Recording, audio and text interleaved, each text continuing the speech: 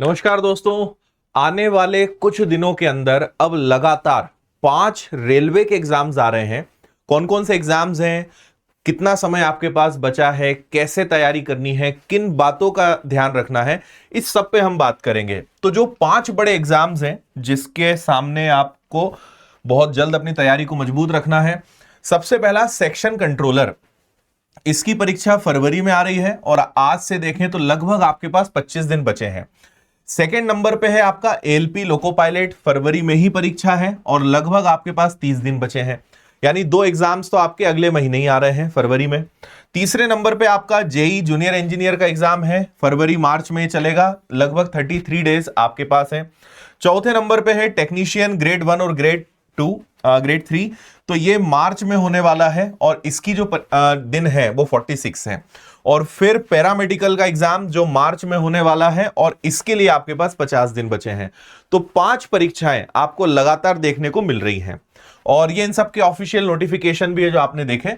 तो अगर सबसे पहले सेक्शन कंट्रोलर की बात करें तो इसका जो एग्जाम पैटर्न होता है, इसमें एनालिटिकल और मैथमेटिकल कैपेबिलिटी रहेगी, लॉजिकल यानी वही मैथ्स और रीजनिंग हो गया, मेंटल रीजनिंग आपकी हो गई। टोटल 100 क्वेश्चंस रहेंगे, 120 मिनट का समय आपके पास रहने वाला है और 1/3 की नेगेटिव मार्किंग के साथ। सेकंड, अगर एलपी की बात करें तो एलपी में maths, reasoning, science, current affairs, static GK और पूरा ओवरऑल जीके रहेगा। 75 क्वेश्चन, 75 मार्क्स, 60 मिनट का समय और अगेन 1/3 की नेगेटिव मार्किंग आपके पास रहेगी। फिर जूनियर इंजीनियर की बात करें तो मैथमेटिक्स हो गया, जनरल इंटेलिजेंस रीजनिंग हो गया, साइंस हो गया, जनरल अवेयरनेस हो गया। इसके 100 क्वेश्चंस हैं, 90 मिनट का समय है आपके पास और 1/3 की नेगेटिव मार्किंग आपके पास रहेगी। और ग्रेड 1 और ग्रेड 3 की बात करें तो इसमें general awareness, general intelligence reasoning, basic computer हो गया, मैथ्स हो गया, साइंस हो गया। टोटल 100 क्वेश्चंस रहेंगे आपके, 90 मिनट का समय और नेगेटिव मार्किंग रेलवे के सभी एग्जाम्स की 1/3 आपकी रहती ही है। ठीक है। और टेक्नीशियन ग्रेड 3 की बात करें तो maths, reasoning, science, general awareness सब कुछ वही रहेगा, सब कुछ यहां पे चीजें सेम रहने वाली है। और पैरामेडिकल की बात करें तो इसमें प्रोफेशनल एबिलिटी के क्वेश्चंस रहेंगे, फिर जनरल अवेयरनेस हो गया, जनरल अरिथमेटिक हो गया और साइंस हो गया। अगेन 100 क्वेश्चंस, 90 मिनट का समय आपके पास रहने वाला है। ठीक है। अगर आप इन चारों पांचों परीक्षाओं की कॉमन स्तर पे बात करें, वैसे भी ओवरऑल अगर रेलवे में मैं कहूं तो मैथ्स लगभग सभी में है, रीजनिंग सभी में है, जीके, जीएस, साइंस ये आपको हर परीक्षा में देखने को मिलेंगे ही। तो अगर आप यही चीज यहां देखेंगे तो मैथ्स हो गया, रीजनिंग हो गया, जनरल अवेयरनेस हो गया, साइंस हो गया। मैं आपको ये और समझा दूं कि साइंस का मतलब यहां पे ये होता है कि आपको बायो भी पढ़ना है, फिजिक्स भी पढ़ना है, केमिस्ट्री भी पढ़ना है और आपको एनवायरमेंटल स्टडीज भी करनी है, यानी पर्यावरण भी पढ़ना है। जनरल अवेयरनेस की बात करें तो आपका हिस्ट्री हो गया, ज्योग्राफी हो गया, पॉलिटी हो गया, करंट अफेयर्स हो गया, स्टैटिक जीके हो गया, इकोनॉमिक्स हो गया। तो ये सारे विषय आपके जीएस के अंतर्गत आते हैं। और मैथ्स और रीजनिंग, अब मैथ्स की भी अगर बात करें तो इसमें आपका एक अरिथमेटिक हो जाता है और एक आपका एडवांस मैथ्स हो जाता है। तो ऐसे आप मोटे मोटे तौर पे सब्जेक्ट्स को समझ सकते हो। और किसी भी एग्जाम के हिसाब से मैं बात करूं तो जो मेन गेम चेंजर है या जिसपे मेन आपका सिलेक्शन टिका हुआ है वो है आपके मैथ्स और रीजनिंग। इनको सबसे पहले मजबूत करिए, क्योंकि बाकी सब आप देखेंगे बोलने को ये 2 विषय हैं, लेकिन आप इनके अंदर देखिए कि अपने आप में कितने सारे विषयों को लेकर एक ग्रुप बना है और फिर उन सबको काफी डिटेल में पढ़ना। तो आने वाले दिनों में आपको सबसे पहले जो मजबूती करनी है, जो सिलेक्शन आपको दिलाएंगे, वो है आपके मैथ्स और रीजनिंग। इनको तो डेली पढ़ना है, चाहे कुछ हो जाए, अपने रूटीन का एक हिस्सा इनको बनाना ही है। ठीक है। तो अब थोड़ी सी बात कर लेते हैं कि आपको आने वाले समय में किन बातों का ध्यान रखना है। तो सबसे पहली चीज है भाई कि अपना टाइम वेस्ट करना आपको बंद करना है। आपको मैं यही सलाह दूंगा कि एक बहुत अच्छा प्यारा सा टाइम टेबल बनाओ। और आपको एक और बात बताता हूं, टाइम टेबल 2 प्रकार के बनते हैं। एक होता है टाइम के हिसाब से कि मैं 8 से 9 ये पढ़ूंगा, 9 से 10 ये करूंगा।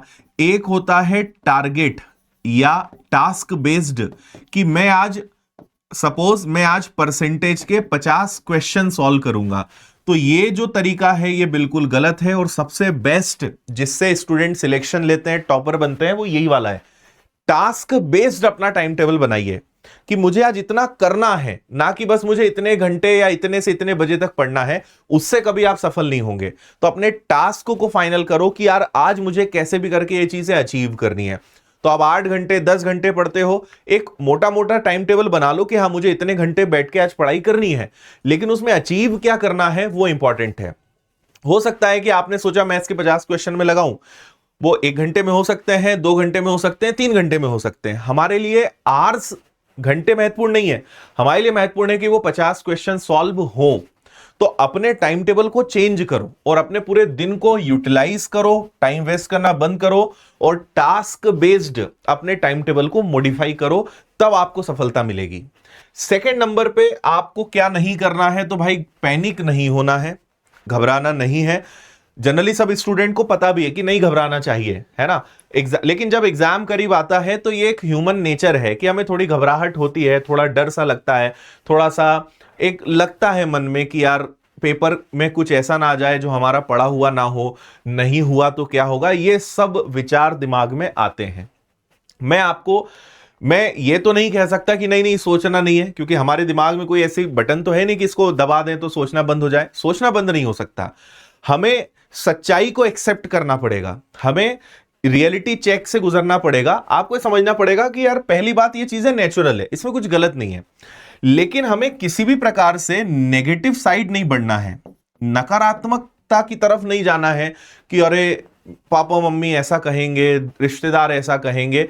आपको अभी बस एक ही चीज ध्यान रखनी है कि मुझे अपना एग्जाम में बेस्ट से बेस्ट, सर्वश्रेष्ठ देकर आना है। जो बनेगा भाई, जितना पढ़ा है, जितनी मेहनत करी, उसके आधार पे जो बेस्ट हो सकता है वो मैं करके आऊंगा या वो मैं करके आऊंगी, दैट्स इट। रिजल्ट की परवाह नहीं करना है। अभी एग्जाम नहीं हुआ है, एग्जाम हुआ है तो अभी एग्जाम दिया है, रिजल्ट की परवाह नहीं करना है, इसलिए भी क्योंकि वो आपके हाथ में नहीं है। आपके हाथ में एक ही चीज है और वो है मेहनत। आपके हाथ में है कि एग्जाम में अपना बेस्ट देकर आए, इसलिए दिमाग में बस ये चलाओ कि यार जो होगा देखा जाएगा, अपनी तरफ से सर्वश्रेष्ठ देकर आ जाएंगे, बाकी जो रिजल्ट में होना होगा देखा जाएगा। इसलिए पैनिक नहीं, बेस्ट करने के साथ आगे बढ़े, है ना। और एक साथ आप गलती करोगे कि बहुत सारा पढ़ने के चक्कर में आप गड़बड़ करोगे। इसलिए इन आखिरी समय में सबसे पहली चीज तो ध्यान दो कि भाई अपने रिवीजन को मजबूत करो, रिवीजन पे फोकस करो, और रिवीजन के साथ साथ फिर आपको प्रैक्टिस पर भी मजबूती के साथ काम करना पड़ेगा। तो एक चीज और ध्यान रखना, अगर आप ये जो हमने लिखा इससे बचना चाहते हो तो आप हमेशा क्वालिटी पे फोकस करो रादर देन क्वांटिटी, है ना। ये भी पढ़ ले, वो भी पढ़ ले, पढ़ तो लिया, याद कुछ है ही नहीं, है ना। बोलने को हम आज 10 घंटे पढ़े, लेकिन अगर उसमें से कोई कुछ पूछ ले बता ही नहीं पा रहे हैं, क्योंकि हमने ना क्वांटिटी कवर करी, हमने क्वालिटी कवर नहीं करी। तो क्वांटिटी पे मत जाओ, क्वालिटी पे जाओ। जितना पढ़ो फोकस के साथ, अच्छे मन से, खुशी खुशी, और ऐसा कि हाँ दिमाग में है, एक बार की जगह 2 बार पढ़ो, क्योंकि वो आपको सिलेक्शन दिलाएगा।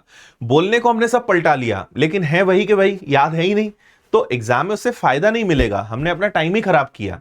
इसीलिए एक अच्छा सिस्टम बनाओ, क्वालिटी ओरिएंटेड पढ़ाई करो, अपनी पढ़ाई पे पूरा फोकस करो, और कवर करने के चक्कर में बस गड़बड़ नहीं करो, है ना। और रिवीजन बहुत ध्यान से करना है हमें, क्योंकि जो पढ़ा है वो याद तभी रहेगा, एग्जाम में तभी याद आएगा जब हमने रिवीजन बहुत ईमानदारी से करा होगा। तो रिवीजन और प्रैक्टिस पे आपको फोकस करना है ना। तो इनकम्प्लीट सिलेबस है, रिवीजन नहीं है, तो आपको क्या करना है, एक तो इससे बचना है कि भाई इनकम्प्लीट सिलेबस है उसको कवर करें, रिवीजन नहीं करते हो तो रिवीजन करना है ना, नो शब्द हटाना है आपको, और मॉक टेस्ट आपको कम से कम 1 रोज लगाना है, ठीक है। अगर आपके एग्जाम में, ठीक है अभी 40-50 दिन है तो अलग बात है, अगर अगले 30-35 दिनों में आपका एग्जाम है, 1 मॉक टेस्ट आपको रोज लगाना है। और मॉक टेस्ट कैसे लगाओगे, जस्ट लाइक एग्जाम, कि आप रियल एग्जाम हॉल में बैठे हैं और वहां जैसी स्थितियां, परिस्थितियां, टाइम मैनेजमेंट और होता है, सेम वैसे ही लगाना है, कि कोई डिस्टरबेंस नहीं, कोई कॉल नहीं, कोई मैसेज नहीं, कोई डिस्ट्रैक्शन नहीं, सिर्फ और सिर्फ हम और हमारा एग्जाम। अच्छे से एग्जाम दो, और ऐसी आदत बना के आज से जाओगे तो जब रियल एग्जाम दोगे वो वास्तव में बड़ा शानदार रहेगा, क्योंकि आप वैसी प्रैक्टिस करके आए हो। इसलिए एग्जाम के पहले एग्जाम जैसे टेस्ट लगाओ, और टेस्ट लगाने के बाद बहुत ही बेहतरीन तरीके से उसका एनालिसिस करो, क्या कमी रह गई, कहां सुधार करना है, कहां पे काम करने की जरूरत है, एनालिसिस बहुत अच्छे से करो, ठीक है। हमने एक मोटे मोटे तौर पे ये भी बांटा है कि भाई 20 दिन है, जो मैं समझा चुका हूं कि सिलेबस कंप्लीट करो, मॉक टेस्ट आपको लगाना ही है, और पिछले साल का मतलब 1 साल का करंट अफेयर्स आपको पढ़ना है ना। और अंतिम 10 दिनों में आप ज्यादा से ज्यादा रिवीजन पे फोकस करोगे और मॉक टेस्ट तो आपको रोज लगाना ही लगाना है। वही बात है जो मैंने आपको भी थोड़ी देर पहले समझाई, है ना। अब कुछ सब्जेक्ट वाइज आपको क्विक चीजें बता देता हूं। जैसे मैथ्स है तो आप सेक्शन वाइज यानी टॉपिक वाइज लगा सकते हो। प्रीवियस ईयर्स के क्वेश्चन तो हर एग्जाम के लिए आपको सॉल्व करने ही चाहिए, है ना। तो पुराने जो आए हुए क्वेश्चन है वो लगाओ, आपको आइडिया मिलेगा। डेली टॉपिक वाइज टेस्ट लगा सकते हो। फॉर्मूला बुक है या कॉन्सेप्ट बुक है तो उससे रिवीजन कर लो। जैसे हमारी किताब है दिव्यास्त्र मैथ्स की, जिसमें कंप्लीट फॉर्मूले हैं, तो वो आप कर सकते हो। तो रिवीजन आपको बहुत हेल्प करेगा। सेम चीज रीजनिंग में है कि आप सेक्शनल मॉक टेस्ट लगाएंगे, पीवाईक्यू लगाएंगे और नोट्स से आप अपने टॉपिक्स का रिवीजन करेंगे।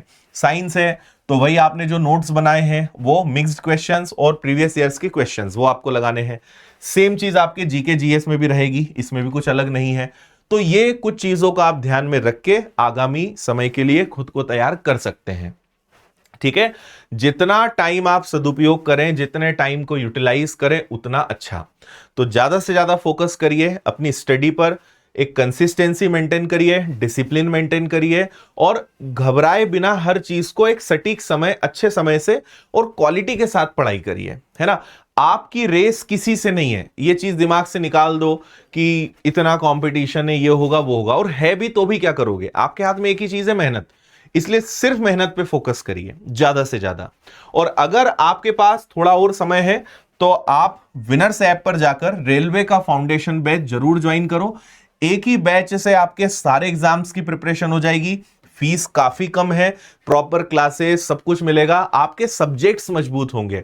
मैथ्स, रीजनिंग, जीएस, साइंस, बहुत अच्छे टीचर्स हैं, आप इन सारे सब्जेक्ट्स को इंप्रूव कर पाओगे। नोट, स्टडी मटेरियल का टेंशन नहीं, सब आपको यहां पे पूरा मिलेगा। तो कंप्लीट सुविधाएं हैं, बहुत मेहनत आपकी बचेगी, शानदार टीचर्स आपको मिलेंगे और आप इससे अपनी तैयारी अच्छी कर पाएंगे। ऑफलाइन पढ़ना है तो आप इंदौर आ सकते हो। किताबें हमारी सारे विषयों की हैं, तो आपको सारा कंटेंट, सारी चीजें मिल जाएंगी। ब्रह्मास्त्र सामान्य ज्ञान है, रेलवे का सामान्य ज्ञान है। 135 से ज्यादा टेस्ट का आपको एक पैकेज मिल जाएगा मात्र 199 में। रेलवे का ब्रह्मास्त्र टेस्ट सीरीज है, ये आपके पास जरूर होना चाहिए। किताबें भी हैं, पूरा सेट है, सिंगल किताबें भी हैं, कोर्स के साथ किताब भी ले सकते हो। तो ये सब आपको विनर्स एप्लीकेशन पर मिल जाएगा, है ना। तो ऑफलाइन पढ़ना है, आप इंदौर आ सकते हैं। उम्मीद करता हूं कि इस वीडियो से आपको कुछ नए विचार, नई बात समझ में आई होगी। कमेंट करके बताइएगा अगर आप आखिरी तक पहुंचे हैं तो। और अगर और किसी टॉपिक पे आप वीडियो चाहते हैं या और कोई कंफ्यूजन है, कमेंट करिए, उसका वीडियो भी आपके लिए मैं लेकर आऊंगा। फिलहाल इतना ही, शुभकामनाएं, ऑल द बेस्ट, जय हिंद।